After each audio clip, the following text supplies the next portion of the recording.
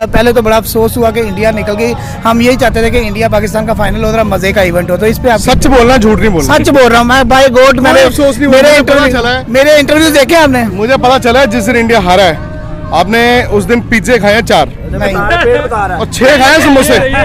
6 खाए समोसे। पिज्जा खाने तो तरस गए हैं, किसी ने हले तक पिज्जे दी ओवर समोसे। मजा कोई नहीं रहा वर्ल्ड कप च। इस गल दा ਤੁਹਾਨੂੰ भी पता की कहंदे नहीं यार, फिर झूठ।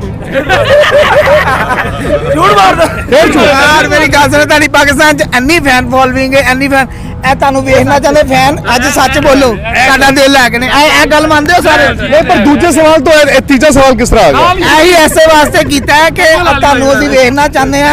ਤੁਹਾਡੇ ਨਾਲ ਬੜਾ ਪਿਆਰ ਕਰਨੇ ਆ, ਤੁਹਾਡੇ ਨਾਲ ਬੜਾ ਪਿਆਰ ਕਰਨੇ ਆ। ਸਾਡਾ ਪਿਆਰ ਹੈ ਤੁਹਾਡੇ ਨਾਲ। नहीं वो तो मैंने पता है। ਤੇ ਸਾਰਿਆਂ ਨਾਲ ਇਹ ਮਤਲਬ ਸਾਡਾ ਦਿਲ ਧੜਕਦਾ ਉੱਤੇ ਹੈ। ਮੈਨੂੰ ਪਤਾ। ਕੀ ਦੇਖ ਰਹੇ ਹੋ ਕਿ ਕਿਸ ਤਰ੍ਹਾਂ ਦਾ ਮਾਯੂਸੀ ਹੈ ਤੁਹਾਨੂੰ ਕਿ ਅਸਰ ਫਾਈਨਲ ਯਾਰ ਮਾਯੂ ਜੋ ਤੁਹਾਡੀ ਅਗਰ ਟੀਮ ਬਾਹਰ ਹੋਏਗੀ ਤਾਂ ਵੀ ਤੁਹਾਨੂੰ ਹੋਏਗਾ ਤੇ ਸਾਡੀ ਬਾਹਰ ਹੋਏਗੀ ਤਾਂ ਆਬਵੀਅਸਲੀ ਯਾਰ ਮਾਯੂਸੀ ਤੇ ਹੋਣੀ ਹੈ।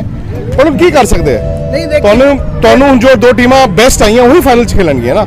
ਇੰਡੀਆ ਦੀ ਟੀਮ ਨਹੀਂ ਹੈ ਬੈਸਟ, ਨਹੀਂ ਹੈ, ਖਤਮ ਹੋ ਗਈ ਗੱਲ। ਮਤਲਬ ਮੈਂ ਤੁਹਾਡਾ ਵੀ ਲੋਕ ਸੁਣ ਰਿਹਾ था ਕਿ ਤੁਸੀਂ ਕਿਹਾ ਕਿ ਪਾਕਿਸਤਾਨ ਜਦੋਂ ਪਹਿਲੇ ਨਹੀਂ ਸੀ ਉਹਦੇ ਕੋਲ ਗਲਤੀਆਂ ਹੋਈਆਂ, ਮਗਰ ਜਦੋਂ ਉੱਭਰ ਕੇ ਸਾਹਮਣੇ ਆਇਆ ਫਿਰ ਉਹ ਨਹੀਂ ਮਤਲਬ ਫੜਿਆ ਗਿਆ। ਉਹ ਫਿਰ ਬਹੁਤ ਹੀ ਜ਼ਿਆਦਾ ਤੁਹਾਡੀ ਟੀਮ ਨੇ ਸੈਮੀਫਾਈਨਲ ਬਹੁਤ ਅੱਛਾ ਖੇਲਿਆ। ਸੈਮੀਫਾਈਨਲ ਵੱਡਾ ਮੈਚ ਹੈ, ਸਾਡੀ ਟੀਮ ਸੈਮੀਫਾਈਨਲ ਵੱਡਾ ਮੈਚ ਅੱਛਾ ਨਹੀਂ ਖੇਲਦੀ ਹੈ ਤੇ ਇਹ ਤਾਂ ਹੁਣ ਇੱਕ ਕੰਸਰਨ ਹੈ ਨਾ। ਤੁਹਾਡੀ ਟੀਮ ਚਾਰਜਡ ਅਪ ਸੀਗੀ, ਸਾਰੀ ਟੀਮ ਦਬੀ ਹੋਈ ਸੀ, ਤਾਂ ਫਿਰ ਦਬੀ ਹੋਈ ਟੀਮ ਕਿਸ ਤਰ੍ਹਾਂ ਆ ਜਾਂਦੀ ਫਾਈਨਲ 'ਚ? ਤੇ ਤੁਸੀਂ ਕੀ ਸਮਝਦੇ ਹੋ ਇੱਥੇ ਜਿਹੜਾ ਕੱਲ ਫਾਈਨਲ ਹੈ ਉਹ ਕੌਣ ਮਾਰਕਾ ਮਾਰੇਗਾ ਕੱਲ? देखो इंग्लैंड की टीम बहुत जबरदस्त है, असि उन्हें पट्टे भी खोलते हैं। हाल तक वो दब दब के खेल रहे थे, जो बटलर और हेल्स ने असि बैटिंग कराती है ना तो पट्टे उन्होंने गए खुल। बट तुहाडे कोल बॉलिंग बहुत अच्छी है, बॉलिंग तुहाडे कोल बहुत अच्छी है। शादाब खान की मैं बार बार गल करना, हैरिस राउफ हाल बाकी भी ने। Shadab Khan will be your match winner.